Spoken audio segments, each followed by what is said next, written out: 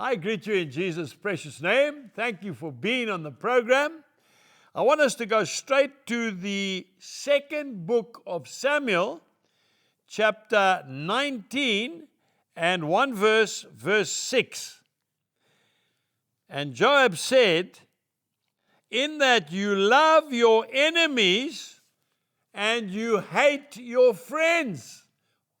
I want to ask you today, are you spending more time with your enemies than your friends? Are you spending more time trying to appease people who don't like you anyway, and you're neglecting those who love you? Now, this is the story of David and Absalom. David absolutely adored his son Absalom. They say he was the most handsome man next to his father in the whole of Israel. But Absalom was trying to take his father's crown. And in the process, he was organizing to have his father killed, his own father. And Joab, the general of David's army, had to defend David. And so they killed Absalom.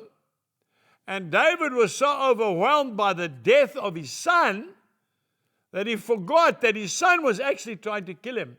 And the people that were defending David were ignored. David ignored them. He was so upset about Absalom, but he forgot that that boy was trying to kill his dad. And that's why he said, "In that you love your enemies and you hate your friends." Folks, we've got to be so careful. If we go to Matthew 13 and verse 27, it's talking about the wheat and the chaff, the wheat and the weeds, Verse Matthew chapter 13, and I'm reading from verse 27. "So the servants of the owner came and said to him, 'Sir, did you not sow good seed in your field? How then does it have tares, weeds?'" So what did the wise farmer say? Because they wanted to go into the field and take the weeds out. The wise farmer said, "No, leave them, because if you try and take the weeds out, you're going to damage the crop. Let them grow together, and at the end, we go in, we take all the weeds out, tie them in bundles and burn them, and then we reap the good crop." We need to spend time with those who love us. And we need to spend time investing in people who believe in us, and the people who are criticizing us, who have got no regard for us, we leave them, we pray for them, and we leave them, and we move on.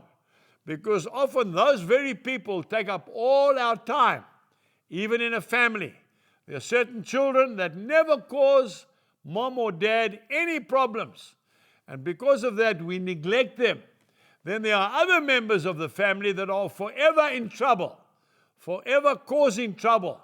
And we spend all our time trying to sort out their problems at the expense of our good children who are living a good, wholesome life. Folks, don't do that. Pray for those who dislike you. Pray for those who are standing against you. But use your time on those who are supporting you, those who love you, those who believe in you. Because if you don't, you're going to lose everything. Even the ones who do love you eventually are going to just leave and say, "Look, they're not interested, I'm moving on."